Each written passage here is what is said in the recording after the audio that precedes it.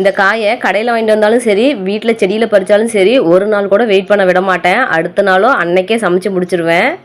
ஆனால் இந்த டைமு செடியிலேருந்து பறித்து கூட 2 நாள் ஆயிடுச்சுங்க, செய்யவே இல்லை. சரி இன்றைக்கி வந்து கொஞ்சம் டிஃப்ரெண்ட்டாக நம்ம இதை சட்னி செய்யலான்னு சொல்லிட்டு நம்ம தோட்டத்தில் பறித்த கத்திரிக்காவை நல்லா தண்ணியில் போட்டு அலசிட்டு அதில் லைட்டாக எண்ணெய் தடவி அடுப்பில் போட்டு நல்லா சுட்டு எடுத்துக்கிட்டாங்க.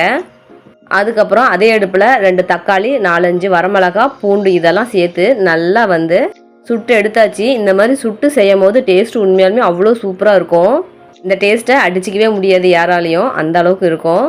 வரமிளகாவும் நம்ம சுட்ட பூண்டும் சேர்த்து இந்த மாதிரி கொஞ்சம் கொரப்பாக தட்டி எடுத்துக்கலாம். சுட்ட கத்திரிக்காய், தக்காளி இந்த 2 பேர்த்தோட தோலையுமே நம்ம க்ளீன் பண்ணி எடுத்துடணும். அதை வந்து ஒரு பாத்திரத்தில் சேர்த்துட்டு நம்ம தட்டின பூண்டு, வரமிளகாய் சேர்த்துட்டு தேவையான அளவுக்கு உப்பு சேர்த்துட்டு கையிலே நல்லா இதை பிசைஞ்சு விடணுங்க.